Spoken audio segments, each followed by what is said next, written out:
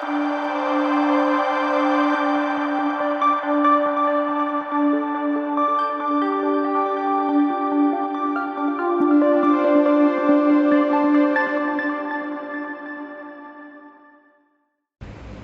The Lord. സ്വർഗീയ സന്ദേശം എന്ന പ്രോഗ്രാമിലേക്ക് എല്ലാവർക്കും സ്വാഗതം. പ്രിയ ദൈവമക്കളെ, ഇന്നത്തെ എപ്പിസോഡിൽ ഞാൻ നിങ്ങളുമായി പങ്കുവയ്ക്കുന്ന വിഷയം കുളക്കരയിലെ സൗഖ്യം. ഒരു പ്രത്യേകമായ സൗഖ്യമാണ് കുളക്കരയിൽ നമുക്ക് കാണാൻ കഴിയുന്നത്. അവിടെ യേശു ഇറങ്ങി വന്നു. കുളക്കരയിൽ കിടക്കുന്ന രോഗിയുടെ അടുക്കിൽ യേശു വന്നു. അവനായിരിക്കുന്ന ഇടത്ത് ഇറങ്ങി വന്ന യേശു ഒരു രോഗിയെ സൗഖ്യമാക്കുകയാണ്. ആ രോഗിക്ക് തൻ്റെ ശരീര മേഖലയിൽ ഉണ്ടാകപ്പെട്ടിരിക്കുന്ന രോഗത്തിൻ്റെ വർഷം എന്ന് പറയുന്നത് 38 വർഷമാണ്. 38 വർഷം കൊണ്ട് ശരീരത്തിൽ അനുഭവിക്കുന്ന രോഗത്തിൻ്റെ ബന്ധനത്തെ അഴിക്കുവാൻ യേശു ആ കുളക്കരയിൽ വന്നു. യോഹന്നാൻ സുവിശേഷം 5-ാം അധ്യായം മുതൽ നമ്മൾ പഠിക്കുമ്പോൾ പ്രധാനമായിട്ടും ആ കുളക്കര എവിടെയാണ് എന്നുള്ളതൊക്കെ നമുക്ക് വ്യക്തമായി കാണാൻ കഴിയുന്നുണ്ട്. 5:9 ഉടനെ ആ മനുഷ്യൻ സൗഖ്യമായി കിടക്കയെടുത്തു നടന്നു. അതായത് 38 വർഷം രോഗിയായിരുന്ന മനുഷ്യന്റെ അടുക്കൽ യേശു വന്നു അവനെ സൗഖ്യമാക്കി. അവൻ സൗഖ്യമുള്ളവനായി തീരുമ്പോൾ തന്നെ അവന്റെ കിടക്കയോടവൻ നടക്കുകയാണ്. അതായത് കിടക്ക എടുത്തു നടക്ക എന്നാണ് കർത്താവ് പറയുന്നത്. അതായത് വീണ്ടും ചിലത് അവശേഷിച്ചാൽ ആ നമ്മുടെ ജീവിതത്തിൽ അത് അനുഗമിക്കുവാനിടയാകും. അതേ എന്നെ കേൾക്കുന്ന ദൈവമക്കളെ, നിന്റെ ജീവിതത്തിൽ എൻ്റെ ദൈവം ഒരു വിടുതൽ തരുന്നത് അല്പമായിട്ടല്ല. നിനക്കൊരു സൗഖ്യം ആവശ്യമാകുമ്പോൾ സ്വർഗത്തിലെ കർത്താവ് നിനക്ക് തരുന്ന സൗഖ്യം അല്പമായിട്ടില്ല, പൂർണ്ണമായിട്ട്. അതായത് നിന്റെ ജീവിതത്തിൽ വർഷങ്ങൾ കൊണ്ട് നിന്നെ അലട്ടുന്ന പ്രശ്നം എന്താണോ അതിനെ പൂർണ്ണമായിട്ട് എടുത്തു മാറ്റുന്ന ദൈവമാണ് നമ്മുടെ ദൈവം. ഇവിടെ ഈ മനുഷ്യൻ 38 വർഷം കിടന്ന കിടക്കയോടെ എഴുന്നേൽപ്പിച്ചു വിടുകയാണ്. കാരണം ആ കിടക്ക ഇനി അവിടെ കിടന്നാൽ ഇവനെ ആകർഷിക്കുന്ന ദുരാത്മാവ്, രോഗാത്മാവ് ഇവനെ വീണ്ടും ആ കിടക്കയിലേക്ക് വലിച്ചു. അർത്ഥം എന്തെന്നറിയാമോ? നിന്റെ ജീവിതത്തിൽ കർത്താവ് ഒരു സൗഖ്യം തന്നാൽ അല്പമായിട്ടല്ല, കുറച്ചല്ല. എൻ്റെ കർത്താവ് ഒരു വ്യക്തിയെ സൗഖ്യമാക്കിയാൽ പൂർണ്ണ സൗഖ്യം. പിന്നെ ആ രോഗബാധ അവിടെ ഇല്ല. പിന്നെ ആ പൈശാചിക മണ്ഡലം നിന്നെ തൊടുകയില്ല. നിന്നെ അവകാശം പറയുവാൻ ഒരു പൈശാചിക ശക്തികൾക്കും എൻ്റെ കർത്താവിന് അനുവാദം കൊടുക്കില്ല. ആ പൈശാചിക മണ്ഡലങ്ങൾ നിന്നിൽ നിന്ന് വേരോടെ പറിച്ചു കളയും. എന്നെ കേൾക്കുന്ന ആരോട് പരിശുദ്ധാത്മ പറയുന്നു, നിന്നെ സൗഖ്യമാക്കുന്ന കർത്താവ്. നിന്നെ സൗഖ്യമാക്കുമ്പോൾ ആമേൻ, ആ സൗഖ്യം ഒരല്പമായിട്ടല്ല, കുറച്ചു ദിവസത്തേക്കല്ല. നിന്റെ ജീവിതത്തിൽ വർഷങ്ങൾ കൊണ്ട് നിന്നെ ഭാരപ്പെടുത്തിയ കിടക്കയാണോ, വർഷം കൊണ്ട് നിന്നെ ഭാരപ്പെടുത്തിയ പൈശാചിന്റെ മണ്ഡലമാണോ, വെല്ലുവിളിയാണോ, ചില രോഗത്തിന്റെ ബന്ധനമാണോ, അതിനെ പൂർണ്ണമായി എടുത്തു മാറ്റി നിന്നെ ഫ്രീ ആക്കി ക്രിസ്തുവിൽ സ്വാതന്ത്ര്യമാക്കി പുറത്തെടുക്കുന്ന അപ്പനാണ് സ്വർഗത്തിലെ അപ്പൻ. ഈ ദൈവശബ്ദം കേട്ടുകൊണ്ടിരിക്കുമ്പോൾ ആരോ ചില വർഷങ്ങൾ കൊണ്ട് ചില രോഗ കിടക്കയിൽ കിടക്കുകയാണ്. ചില വർഷങ്ങൾ കൊണ്ട് ചില രോഗ ബന്ധനത്തിൽ നീ ബന്ധിക്കപ്പെട്ട് കിടക്കുകയാണ്. ഈ ദൈവശബ്ദം കേൾക്കുമ്പോൾ തന്നെ നീ പറ, കർത്താവേ, ഈ യേശുവിൽ ഞാൻ വിശ്വസിക്കുന്നു. എൻ്റെ സകല രോഗങ്ങൾക്ക് വേണ്ടി അങ്ങ് മരിച്ചു, അടക്കപ്പെട്ട് ഉയർത്തെഴുന്നേറ്റ് അങ്ങയുടെ രക്തത്താൽ സൗഖ്യമുണ്ട്. ഞാനത് വിശ്വസിക്കുന്നു. നീ യേശുവേ എന്ന് വിളിക്ക്. നീ ആയിരിക്കുന്ന കിടക്കറയിൽ, ഹോസ്പിറ്റലിനകത്ത്, നീ കിടക്കുന്ന ബെഡിൽ ഇറങ്ങി വന്ന് നിന്നെ സൗഖ്യമാക്കുന്ന അപ്പനാണ്. ആ അപ്പന്റെ പ്രത്യേകത എന്തെന്നറിയാമോ? നീ അതുവരെ അനുഭവിച്ച സകല പ്രയാസങ്ങൾ, പ്രതിസന്ധി എന്താണ്, അതിനെ പൂർണ്ണമായി എടുത്തു കളയും. പൂർണ്ണമായി. യോഹന്നാൻ സുവിശേഷം, യോഹന്നാൻ എന്ന ദൈവഭക്തൻ എഴുതിയിരിക്കുന്നു. യോഹന്നാൻ എന്ന പേരിന് അർത്ഥം തന്നെ യഹോവ കരുണയുള്ളവൻ എന്നാണ് യോഹന്നാൻ എന്ന വാക്കിനർത്ഥം. AD 80 90 കാലഘട്ടത്തിലാണ്, എഫെസോസിൽ വെച്ചാണ് യോഹന്നാൻ സുവിശേഷം എഴുതപ്പെട്ടിരിക്കുന്നത്. ആമേൻ. ഈ യോഹന്നാൻ സുവിശേഷം 5-ാം അധ്യായം 1 മുതൽ നമുക്ക് വായിക്കുമ്പോൾ കാണാൻ കഴിയും. യെരുശലേമിൽ ആട്ടുവാതിൽക്കൽ ബെഥസ്ദ എന്ന് എബ്രായ പേരുള്ള ഒരു കുളമുണ്ട്. ഹല്ലേലൂയ. അതാ ഞാൻ പ്രാരംഭത്തിൽ പറഞ്ഞത്. ആമേൻ. ഹല്ലേലൂയ. യെരുശലേമിൽ ആട്ടുവാതിൽക്കൽ എന്ന് പറയുന്ന സ്ഥലത്ത് ബെഥസ്ദ എന്നൊരു എബ്രായ കുളമുണ്ട്. ഈ കുളത്തിന് 5 മണ്ഡപങ്ങളുണ്ട്. പ്രിയപ്പെട്ടവരെ, ഈ 5 മണ്ഡപത്തിൽ കിടക്കുന്നത് രോഗികളാണ്. അവിടെ കിടക്കുന്ന രോഗികളുടെ ലിസ്റ്റ് ഇവിടെ പറഞ്ഞിട്ടുണ്ട്. വ്യാധിക്കാർ, കുരുടർ, മുടന്തർ, ക്ഷയരോഗികൾ, അതുമാത്രമല്ല വ്യത്യസ്ത നിലവാരത്തിലെ രോഗികൾ, ഇങ്ങനെയുള്ള വ്യത്യസ്ത രോഗങ്ങളാൽ ബന്ധിക്കപ്പെട്ടവർ ഈ ആട്ടുവാതിൽക്കൽ എന്ന് പറയുന്ന ബെഥസ്ദ എന്ന കുളക്കരയിൽ ഉണ്ടായിരിക്കുന്ന 5 മണ്ഡപത്തിൽ, മണ്ഡപം എന്ന് പറയുമ്പോൾ 5 സ്ഥലങ്ങളിലായിട്ട് ജനങ്ങൾക്ക് തിങ്ങിക്കിടക്കുവാൻ തക്കവണ്ണമുള്ള ഒരു സ്ഥലമുണ്ട്. അവിടെ ഈ രോഗികളെല്ലാം കിടക്കുകയാണ്. കിടക്കുന്നത് എന്തുകൊണ്ടാണ്? ഈ മണ്ഡപത്തോട് ചേർന്ന ഒരു ബെഥസ്ദ കുളമുണ്ട്. ഈ കുളത്തിൽ ആണ്ടിലൊരിക്കൽ അതത് സമയത്ത് ഒരു ദൂതൻ വന്നിട്ട് ഈ കുളം കലക്കും.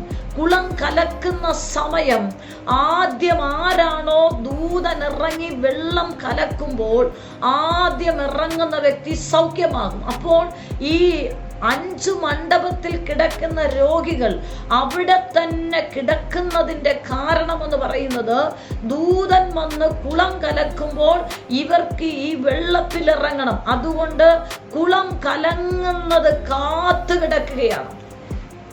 എന്നെ കേൾക്കുന്ന ദൈവമക്കളെ, നിന്റെ ജീവിതത്തിൽ ഒരു വിടുതലിന് വേണ്ടി നീ കാത്തു കിടക്കുകയാണോ? ഒരു വിടുതലിന് വേണ്ടി നീ കാത്തിരിക്കുകയാണോ? ഒരു വിടുതലിന് വേണ്ടി നീ കാത്തിരുന്ന് പ്രാർത്ഥിക്കുകയാണോ? ഉറപ്പായിട്ട് നിന്റെ അടുക്കൽ ദൂതൻ ഇറങ്ങും. ഉറപ്പായിട്ട് നീ ആയിരിക്കുന്നിടത്ത് കർത്താവ് ഇറങ്ങും. ഹല്ലേലൂയ. എന്നെ കേൾക്കുന്ന ദൈവമക്കളെ, നീ വിശ്വസിക്കുക. നിന്റെ ജീവിതത്തിന്റെ മേഖലയിൽ ദൈവം പ്രവർത്തിക്കും. അതത് സമയത്തൊരു ദൂതൻ ഇറങ്ങുമ്പോൾ, ഈ ദൂതൻ ഇറങ്ങുന്ന സമയം സൗഖ്യമാകാൻ തക്കവണ്ണം കാത്തു കിടക്കുന്ന രോഗികൾ, ദൂതൻ ഇറങ്ങി കുളം കലക്കിയ നിമിഷം ആദ്യം ഇറങ്ങുന്നവൻ സൗഖ്യമാകും. പ്രധാനമായിട്ടും ഇവിടെ സൗഖ്യം നടക്കുന്നത്, ഒന്നാമതായി കുളം കലക്കുമ്പോൾ ആദ്യം ഇറങ്ങുന്നവൻ സൗഖ്യമാകും. 2, ഇവൻ വിശ്വസിക്കണം.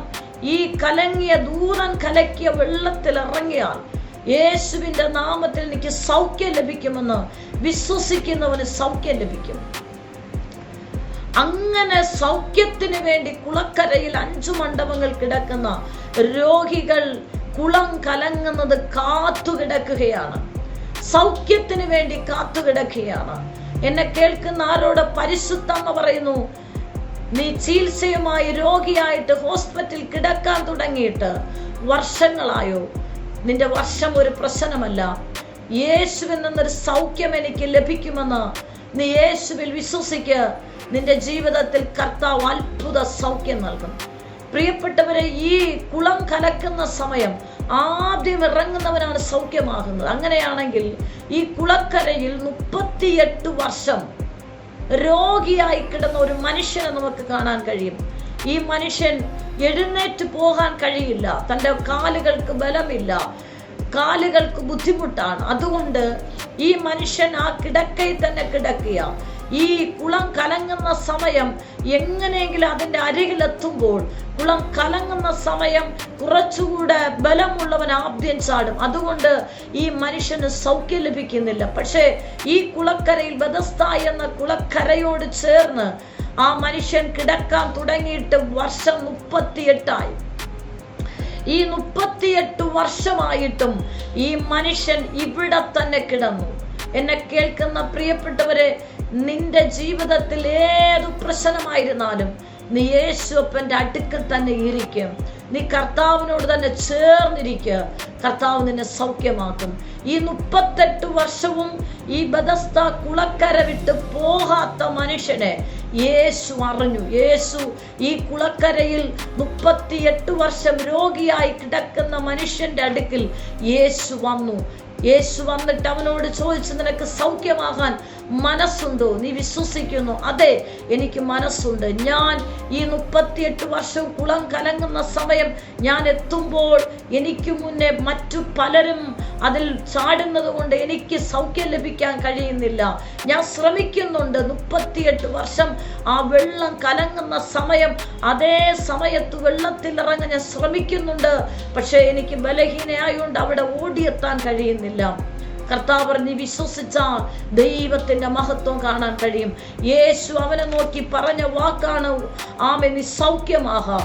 ഉടനെ ആ മനുഷ്യൻ സൗഖ്യമായി കിടക്കയെടുത്തു നടന്നു. യേശു പറഞ്ഞു, ആമേൻ, നീ യേശുവിന്റെ നാമത്തിൽ.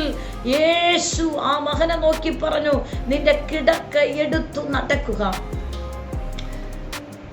ആ സമയത്ത് ആ മനുഷ്യൻ സൗഖ്യമായി കിടക്കയെടുത്തു നടന്നുപോയി. നടക്കുവാൻ കഴിയാത്ത മനുഷ്യൻ, 38 വർഷം രോഗത്താൽ ബന്ധിക്കപ്പെട്ടവൻ. പക്ഷേ യേശു അവിടെ വന്ന കുളക്കരയിൽ, ബെഥസ്ദ കുളക്കരയിൽ വന്ന് ആ മനുഷ്യനെ സൗഖ്യമാക്കി. എന്നെ കേൾക്കുന്ന ദൈവമക്കളെ, ആമേൻ, നിന്റെ ജീവിതത്തിൽ ഒരു വിടുതൽ നിനക്ക് ആവശ്യമാണോ? നിന്റെ വിഷയം എത്ര കാലപ്പഴക്കമായ വിഷയമായിരുന്നാലും, എത്ര വർഷം കൊണ്ട് നീ അനുഭവിക്കുന്ന വിഷയമായിരുന്നാലും, നീ യേശുവിന്റെ അടുക്കൽ പ്രത്യാശയോടുകൂടെ യേശുവെന്നൊരു സൗഖ്യം, ഒരു വിടുതൽ ലഭിക്കുമെന്ന് നീ വിശ്വസിച്ചാൽ, നീ ആയിരിക്കുന്ന ഇടത്ത് കർത്താവ് ഇറങ്ങി വരും. ഇവിടെ ഈ മനുഷ്യൻ അനുഭവിക്കുന്ന രോഗം 38 വർഷം. പക്ഷേ 38 വർഷവും സൗഖ്യത്തിന് വേണ്ടി കുളം കലങ്ങുമ്പോൾ താൻ പരിശ്രമിക്കുന്നുണ്ട്. പക്ഷെ പാഴായി പോകുന്നു. ഒരു കാര്യം ഓർക്കണമേ, ഈ മനുഷ്യൻ നിരാശപ്പെടുന്നില്ല. ആ കുളം വിട്ട് പോകാൻ താല്പര്യപ്പെടുന്നില്ല. എന്നെ കേൾക്കുന്ന ദൈവമക്കളെ, നീ എത്ര വർഷം പ്രാർത്ഥിച്ചാലും നീ നിരാശപ്പെടരുത്. മറുപടി ഇല്ല എന്ന് പറഞ്ഞ് നിരാശപ്പെടരുത്. നീ പിന്തിരിയരുത്. നീ ആ വിഷയത്തെ മുറുകെ പിടിച്ച് ആ അപ്പനോട് ചേർന്നിരിക്കുക. നിന്റെ വിഷയങ്ങൾക്ക് മറുപടിയുണ്ട്. ഒന്ന്, ആമേൻ, എത്ര വർഷമായാലും പ്രാർത്ഥിച്ചിട്ടും മറുപടിയില്ലെങ്കിലും നീ നിരാശപ്പെടാതെ ആ വിഷയം തന്നെ നീ പ്രാർത്ഥിക്കുക. കർത്താവ് നിനക്ക് ആ വിഷയത്തിൽ പരിഹാരം തരും. രണ്ട്, നിന്റെ ജീവിതത്തിൽ നീ കർത്താവിൽ വിശ്വസിക്കുക. ദൈവം എന്നെ സൗഖ്യമാക്കാൻ, ഈ വിഷയത്തിൽ ദൈവം എനിക്ക് പരിഹാരം തരുവാൻ ശക്തനാണെന്ന് നീ വിശ്വസിക്കുക. നീ വിശ്വസിച്ച ദൈവത്തിന്റെ മഹത്വം നിന്റെ ജീവിതത്തിൽ കാണാൻ കഴിയും. വിശ്വസിക്കുക. ദൈവം സൗഖ്യമാക്കാൻ ശക്തനാണ്. കഴിഞ്ഞ ദിവസങ്ങൾ വളരെ അനുഗ്രഹിക്കപ്പെട്ട സാക്ഷ്യങ്ങൾ എനിക്ക് കാണുവാനും കേൾക്കുവാനും കഴിഞ്ഞു. തിരുവനന്തപുരം മെഡിക്കൽ കോളേജിൽ ക്യാൻസർ ആശുപത്രിയോട് ചേർന്നുള്ള ദൈവസഭയിൽ അവിടുത്തെ ഹീമ എടുക്കുന്ന രോഗികളായിരിക്കുന്നവർ, അങ്ങനെയുള്ള പേഷ്യന്റുകൾ, രോഗികൾ, അവരെല്ലാം ആരാധനയിൽ കടന്നു വന്നു. അവർ ആരാധനയിൽ വന്ന് പ്രാർത്ഥിക്കുമ്പോൾ, യേശുവിൽ അവിടെ നടക്കുന്ന ആരാധനയിൽ വന്ന് യേശുവിൽ വിശ്വസിച്ച് പ്രാർത്ഥിച്ചപ്പോൾ 4th സ്റ്റേജായ ക്യാൻസർ വരെ സൗഖ്യമായി അത്ഭുത വിടുതൽ പ്രാപിച്ച് ഇന്നും കർത്താവിന് വേണ്ടി ശക്തമായി ഉപയോഗപ്പെടുന്ന പ്രിയപ്പെട്ടവരെ കാണാൻ കഴിഞ്ഞു. ഹീമ എടുത്ത് സൗഖ്യമായവർ, എടുത്തുകൊണ്ടിരിക്കുന്നവർ, ഇപ്പോൾ ചികിത്സയിലായിരിക്കുന്നവർ, അവരുടെ ജീവിതത്തിൽ ഒരു പൂർണ്ണ വിശ്വാസമുണ്ട്. യേശു നമ്മളെ കൈവിടില്ല. എന്നെ കേൾക്കുന്ന ദൈവമക്കളെ, നിന്റെ സാഹചര്യം ഏതു മേഖലയായിരുന്നാലും നീ യേശുവിനെ മുറുകെ പിടിക്കണം. ക്യാൻസർ ബാധിച്ച് 4th സ്റ്റേജ് വരെ വന്ന ആ സൗഖ്യമായവരുടെ വാക്ക് പ്രത്യാശ വാക്കാണ്. അവർ പറയുന്ന വാക്ക് ഇങ്ങനെയാണ്: ദൈവം ഞങ്ങൾക്ക് നന്മയ്ക്കായിട്ട് മാത്രമേ ചെയ്യുകയുള്ളൂ, തിന്മയ്ക്കായിട്ടൊന്നും ചെയ്യുകയില്ല. ഞങ്ങൾ ഈ ശോധനയിലൂടെ കടന്നുപോയത് കർത്താവിനെ കുറച്ചുകൂടെ രുചിച്ചറിയുവാൻ, കർത്താവിന് വേണ്ടി ഒരു സാക്ഷ്യമായി തീരുവാൻ എന്നുള്ള പ്രത്യാശ വാക്കുകൾ എത്രയോ അനുഗ്രഹമാണ്. അതുകൊണ്ട് എന്നെ കേൾക്കുന്ന പ്രിയപ്പെട്ടവരെ, നിന്റെ ജീവിതത്തിൽ ഏത് പ്രശ്നങ്ങളായിരുന്നാലും, എത്ര വർഷക്കാലപ്പഴക്കമായിരുന്നാലും, നീ യേശുപ്പനോട് ചേർന്നിരിക്കുക. നിന്നെ ഇറങ്ങി വന്ന് സൗഖ്യമാക്കുന്ന അപ്പനാണ്. കുളക്കരയിൽ ഇറങ്ങി വന്ന് 38 വർഷം പ്രതീക്ഷയോടുകൂടെ എനിക്കൊരു സൗഖ്യം ലഭിക്കുമെന്ന് വിശ്വാസത്തോടെ കിടന്ന മനുഷ്യന്റെ അടുക്കൽ യേശു വന്നു, അവനെ സൗഖ്യമാക്കി. നിങ്ങൾ ഏത് പ്രതിസന്ധിയുടെ നടുവിലൂടെ പോയാലും നീ ആയിരിക്കുന്നിടത്ത് യേശു ഇറങ്ങി വരും. നിന്റെ പ്രശ്നങ്ങളെ എടുത്തു മാറ്റും. നീ ഏത് വേദനയിലൂടെ കടന്നു പോയാലും, നിന്നെ ആരും കാണുന്നില്ലെന്ന് നീ ചിന്തിച്ചാലും, നിന്നെ കാണുന്ന ഒരപ്പനുണ്ട്, നിന്നെ അറിയുന്ന ഒരപ്പനുണ്ട്, നിന്റെ വേദന കാണുന്ന ഒരപ്പനുണ്ട്. നിന്റെ ഹൃദയത്തിൽ നീ വേദനിക്കുന്ന അനുഭവങ്ങളെ കാണുന്ന ഒരപ്പനുണ്ട്. എനിക്കാരുമില്ല കർത്താവേ, ഞാൻ ഒറ്റപ്പെട്ടിരിക്കുന്നു, ഞാൻ എത്ര വർഷം കൊണ്ട് വേദന അനുഭവിക്കുന്നു. എന്നാൽ ഈ വാക്കുകൾ യേശു കേൾക്കുന്നുണ്ട്. സമർപ്പിക്കാമോ? നിന്റെ ഏത് പ്രതിസന്ധി ആയിരുന്നാലും യേശു അവിടെ ഇറങ്ങി വരും. കുളക്കരയിൽ ഇറങ്ങി വന്ന 38 വർഷം രോഗിയായിരുന്ന മനുഷ്യനെ സൗഖ്യമാക്കിയ അപ്പൻ, ആ യേശു അപ്പം നിന്റെ അടുക്കൽ ഇറങ്ങി വരും. ഒറ്റ കാര്യം നീ വിശ്വസിക്കുക. എത്ര വർഷമായിക്കൊള്ളട്ടെ, അത് നോക്കി നീ നെടുവീർപ്പിടരുത്. ഞാൻ യേശുവിൽ വിശ്വസിക്കുന്നു. യേശു എന്നെ സൗഖ്യമാക്കാൻ ശക്തനാണ്. എന്നെ കേൾക്കുന്ന ദൈവമക്കളെ, നിരാശ വേണ്ട, നീ പ്രയാസപ്പെടേണ്ട, പിന്തിരിഞ്ഞു പോകരുത്. ക്രിസ്തുവിനോട് നീ ഇരിക്കുക. എനിക്ക് വിടുതൽ കിട്ടും, എൻ്റെ പ്രശ്നത്തിന് പരിഹാരം ലഭിക്കും എന്ന് നീ വിശ്വസിക്കുക. ഈ വചനപ്രകാരം ഒന്ന് ഏൽപ്പിച്ചു കൊടുക്കാമോ? ഞാൻ നിങ്ങൾക്ക് വേണ്ടി പ്രാർത്ഥിക്കും. ഈ ദൈവശബ്ദം കേൾക്കുന്നവരാരെങ്കിലും രോഗികളായിരിക്കുന്നുവെങ്കിൽ ഒന്ന് സമർപ്പിക്കുക. എത്ര വർഷമായിക്കൊള്ളട്ടെ, നീ അനുഭവിക്കുന്ന ചില പ്രതിസന്ധിയാണ്, വർഷങ്ങളായിക്കൊള്ളട്ടെ, നീ വിശ്വസിക്കുക. യേശു നിന്നെ സൗഖ്യമാക്കുവാൻ, യേശു നിനക്ക് ആ വിടുതൽ തരുവാൻ യേശു ശക്തനാണ്. ഒരുമിച്ച് പ്രാർത്ഥിക്കാം. പരിശുദ്ധ കർത്താവേ, ഈ ദൈവശബ്ദം കേൾക്കുന്ന മക്കൾക്കായി എത്ര വർഷം പഴക്കമായ രോഗമായിരുന്നാലും യേശുവിൻ്റെ നാമത്തിൽ അവർക്ക് സൗഖ്യം കൊടുക്കണം. ഇവർ യേശുവിൽ വിശ്വസിച്ച് പ്രാർത്ഥിക്കുമ്പോൾ യേശുവിൻ്റെ അടിപ്പിണരുകളാൽ സൗഖ്യം വ്യാപരിക്കട്ടെ. ഇവർ വർഷങ്ങൾ കൊണ്ട് അനുഭവിക്കുന്ന ചില പ്രതിസന്ധികൾ, അനുഭവിക്കുന്ന ചില പോരുകൾ, രോഗങ്ങൾ, പൈശാചിന്റെ മണ്ഡലങ്ങൾ, വെല്ലുവിളികൾ യേശുവിൻ നാമത്തിൽ ഇവരിന്ന് മാറിപ്പോകട്ടെ. ദൈവസമാധാനത്തെ പ്രഖ്യാപിക്കുന്നു, സൗഖ്യമാക്കും യേശു ക്രിസ്തുവിന്റെ നാമത്തിൽ തന്നെ. ആമേൻ, ആമേൻ, ആമേൻ. God bless you. ആമേൻ. നിങ്ങൾക്കൊരു പ്രാർത്ഥന വിഷയമുണ്ടെങ്കിൽ ഈ സ്ക്രീനിൽ കാണുന്ന നമ്പറിൽ ഞങ്ങളെ കോൺടാക്ട് ചെയ്യുക. ഞങ്ങൾ നിങ്ങൾക്ക് വേണ്ടി പ്രാർത്ഥിക്കും. എല്ലാ ആഴ്ചയിലും തിങ്കളും ശനിയുമാണ് ഈ സന്ദേശം നിങ്ങൾക്ക് ലഭ്യമായിരിക്കുന്നത്. ഈ സന്ദേശം മറ്റുള്ളവരുമായി നിങ്ങൾ പങ്കുവയ്ക്കണം. ഈ ചാനൽ ഇതുവരെ സബ്സ്ക്രൈബ് ചെയ്തിട്ടില്ല എങ്കിൽ സബ്സ്ക്രൈബ് ചെയ്യുക.